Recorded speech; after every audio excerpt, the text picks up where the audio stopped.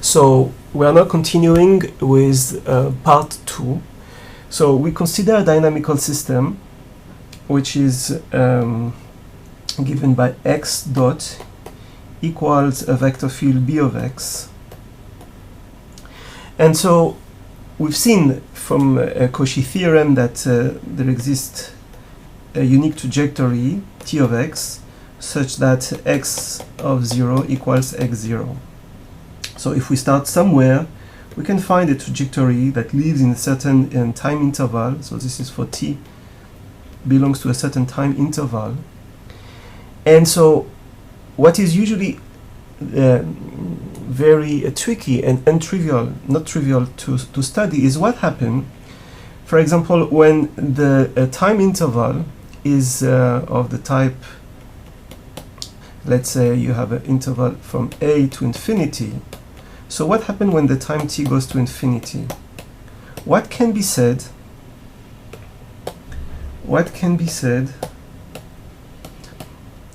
about the trajectory? So where the trajectory is going? Is it going to converge to a point? It can also move and cycle along a limit cycle. So this is that it converges to an equilibrium. This is called a stable equilibrium. It can also converge to a limit cycle, which is the case here. But it can also do very complicated, has a complicated behavior. It can oscillate at some point and move to other parts and do all kind of things. This is what happened in dimension bigger than 3. And you can have really a lot of type of behavior. So now we are going to focus on is the following question. What happened to the trajectory, to a trajectory near a critical point, which is the simplest case of recurrence set that we will define later. So what is the behavior? What is the behavior near a critical point?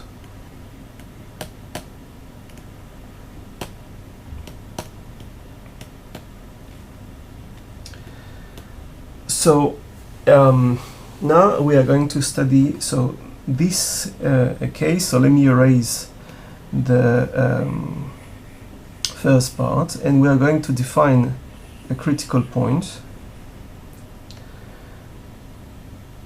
as follows.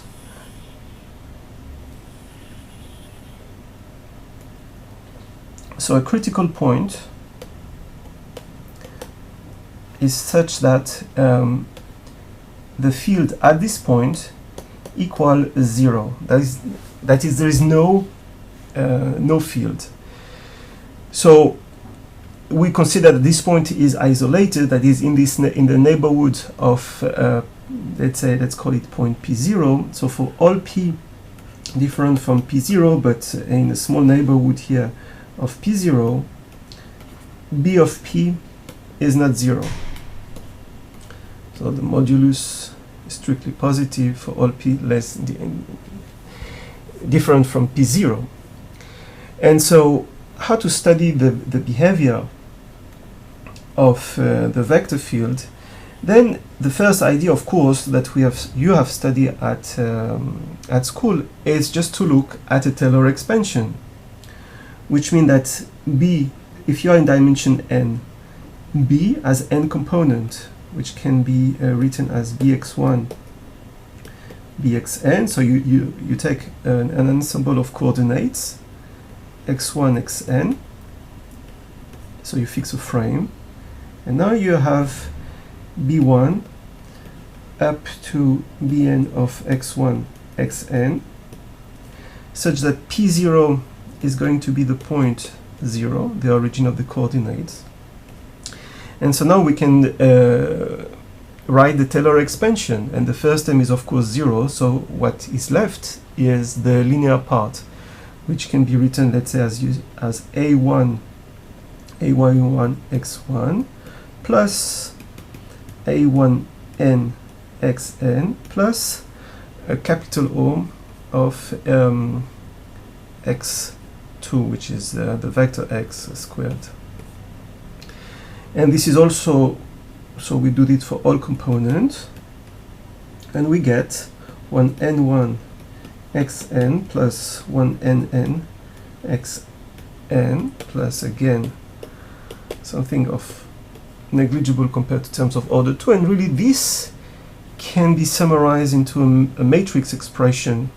This is really a matrix A applied to vector x plus, so we can write B of the following form: B of x, where x is this vector, can be written of this form: B of x equal A of x plus O of x squared. So now the idea of studying what happened near critical point is to study x dot equals A of x, neglecting here these terms.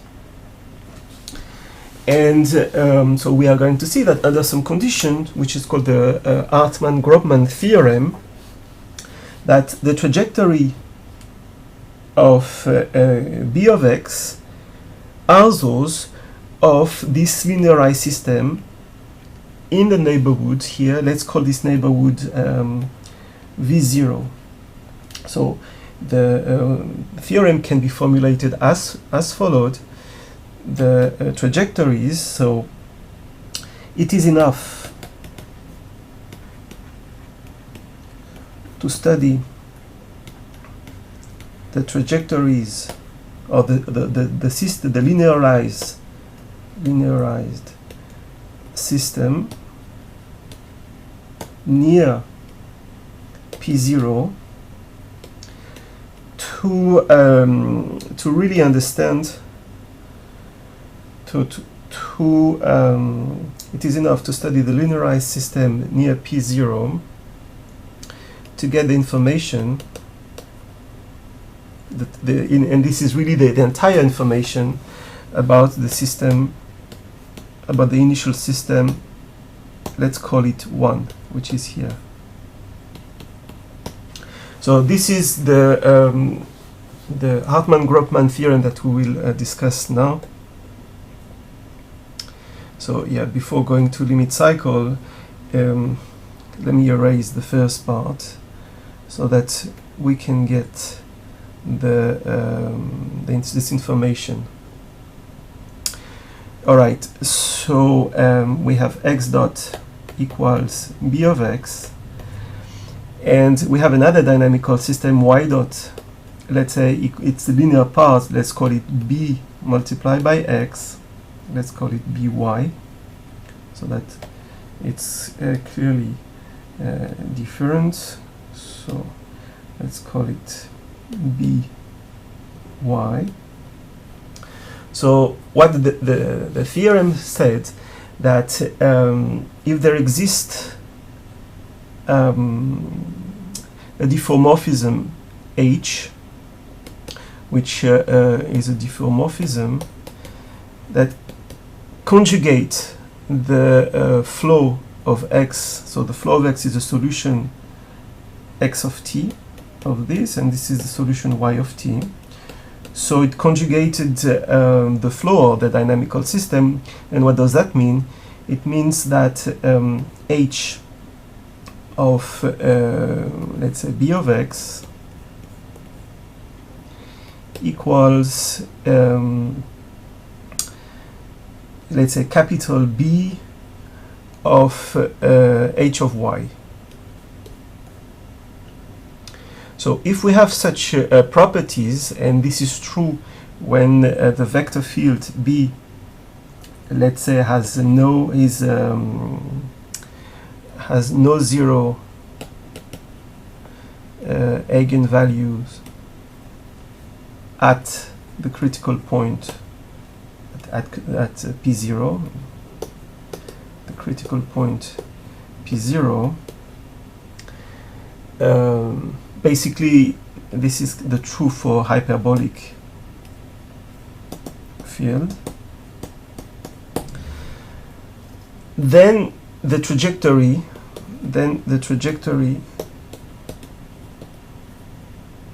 of 1, let's say 1 and 2, the trajectory of dynamical system 1 are exactly those of those of 2. And this is quite interesting because it says that now to study near zero, near the critical field, near the critical point, the trajectories of B, we can only concentrate on the trajectory of the linearized part. Right, so now let's see what can happen. So we are back now to a linearized system, and I'm sure this is what you have all seen in undergraduate classes. How do you study the solution of this equation? Well, to study this, you go into the complex plane, and you always know that you can have B, put B in the trigonal form, and what is important is that you look for the eigenvalue of B. And you can have three types of possibilities. Either all the eigenvalue have a real part, that is the real part of all eigenvalue, let's call it lambda 1, lambda n. And if all have positive real part, this is going to be one case. Or they have all a real part which is negative.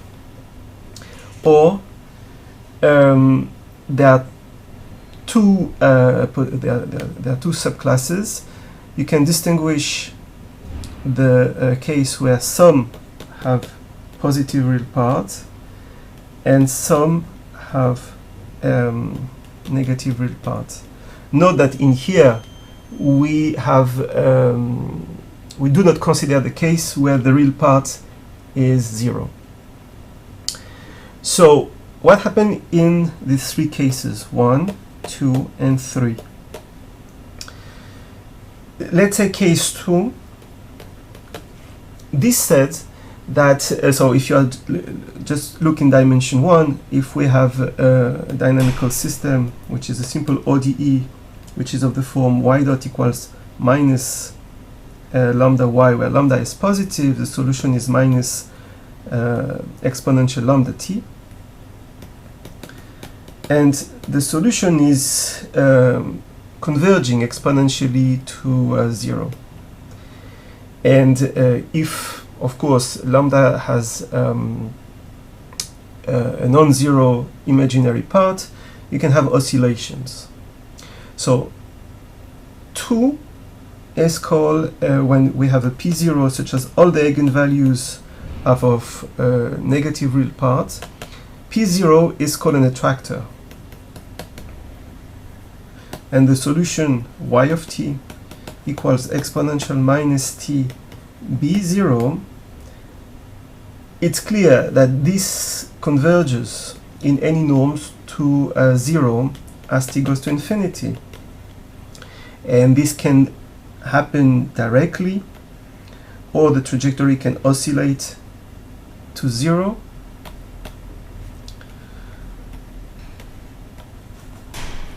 Right, and so this is basically all the possibilities for this case. Now, what happened for the case where all real parts are positive? Then this is the case of a repulsor. Basically, minus this point is an attractor. So this is not very complicated. And the intermediate case, which is K3, this is called a saddle point, where you have, let's say if you're in dimension 2, you have two types of behavior. You have an attractor on this line, on these characteristics, and you have a repulsor on this. So this is for P0. All right. So I'm going to stop here the second part, and in the third part, we are going to discuss more specifically how we decompose an attractor, a repulsor, and also we will go to limit cycles.